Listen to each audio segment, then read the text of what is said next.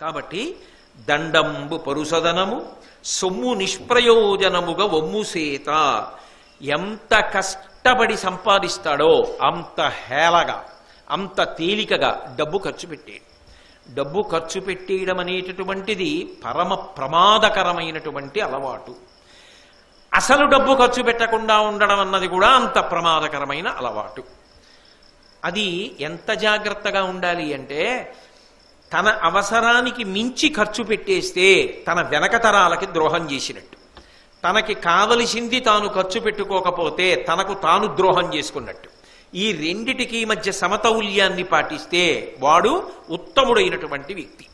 నేను నాకు కావలసిన దానికన్నా అధికంగా ఖర్చు పెట్టేస్తూ వెళ్ళిపోయాను అనుకోండి, నా కడుపున పుట్టినటువంటి బిడ్డలు నాన్నగారిది అని ఏదో ఒకటి వాళ్ళ పిల్లలకి చూపించడానికి ఉండాలా? శరీరములు శాశ్వతములు కావుగా, కాబట్టి వాళ్ళకు ఉంచాలా?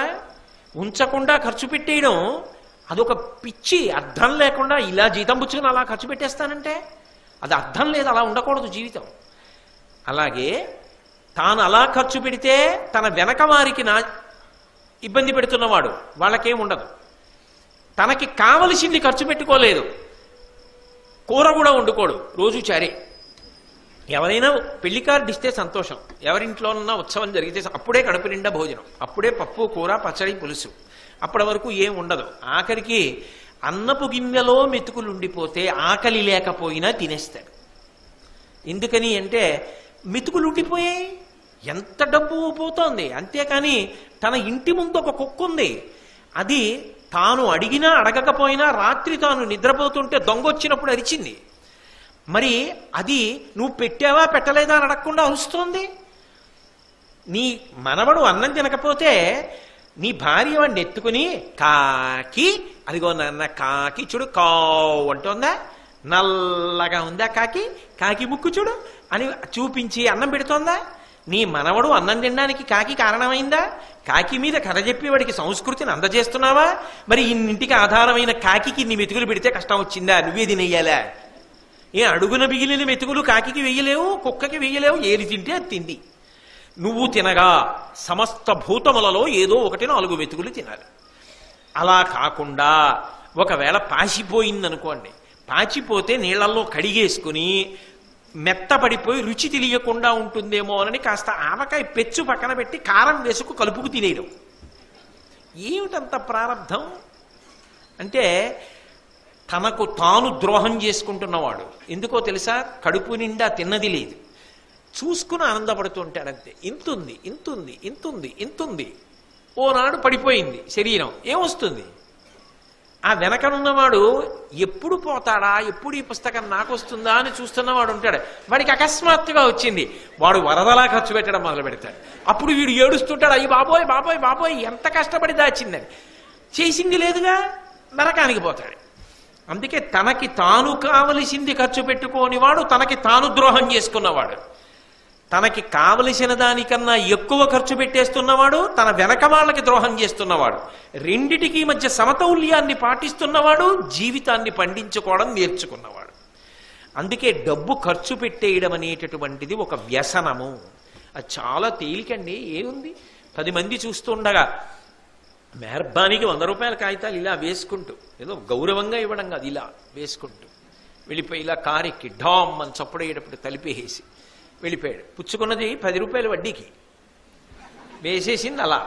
ఎందుకంటే వాళ్ళందరూ చూశారట. అదో మైకం. బేరం ఆడకపోవడం, రూపాయి తగ్గకపోయినా పర్వాలేదు, 10 రూపాయల దగ్గర 50 రూపాయల కాగితం ఇచ్చేస్తూ ఉండడం. ఏమిటది? కష్టపడేవాడికి నేను కాదన్నా. మనం రాత్రిళ్ళు రైల్లో ప్రయాణం చేస్తుంటాం.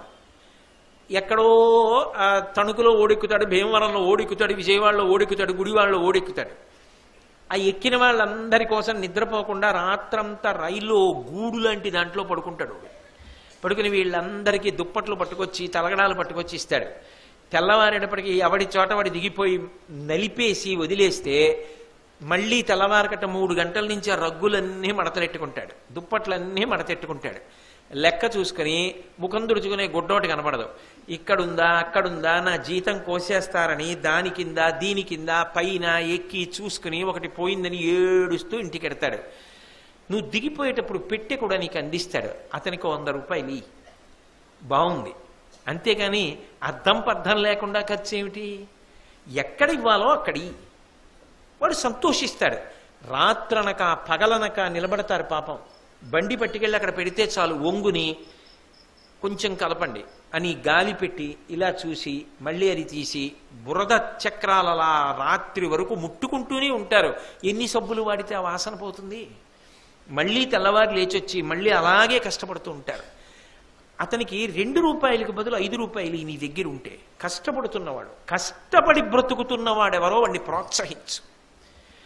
కష్టపడకుండా గడిపేద్దాం అనుకున్న వాడి దగ్గర నీ విలాసం చూపించద్దు. డబ్బు ఖర్చు పెట్టేయడం ఒక మత్తు, యోగ్యత నిరిగి డబ్బు ఖర్చు పెట్టడం ఒక హుందాతనం. అది నీ వెనక ఉన్న పిల్లలకి రావాలి. నాన్నగారు 2 రూపాయలేనండి అని బండిలో ఇంధనం నింపుకున్న తర్వాత, ఏరా ఎండలో కాసేపు వెడితేనే మన ఇద్దరం ఇంత సొక్కిపోయామే, ఇంత చెమట పట్టిందే, రాత్రనక పగలనక చూడు పాపం ఎంత శ్రమ పడుతున్నాడో, ఇంకొక 2 రూపాయలు ఇస్తే నష్టం ఏమిట్రా, అందుకు ఇచ్చాను. నీ కొడుకు అలవాటు అవుతుంది వెనకాతల. తప్ప ఉంది కదా అని దుర్వినియోగం చెయ్యకు. మళ్ళీ అవసరమైన నాడు చెయ్యి చాపడం అంటే అంత తేలికైన విషయం కాదు. బ్రతికి 10 మాటలు చచ్చిపోవడంతో సమానం ఇంకొకటి దగ్గరికి వెళ్ళి చెయ్యి చాపడం. అందుకే లక్ష్మి పట్ల నిరసన భావన పొందవద్దు. లక్ష్మీదేవి పట్ల తృణీకార భావం అంటే ఏమిటో తెలుసా? దారుణంగా అర్థం లేని ఖర్చు పెట్టేస్తూ ఉండడం, వ్యసనముల కొరకు వెళ్ళిపోతుందని చివరికి. కాబట్టి అటువంటి స్థితిని పొందవద్దు. ఇవి 7 కూడా వ్యసనములు. కొన్ని కామ సంబంధములు, కొన్ని క్రోధ సంబంధములు.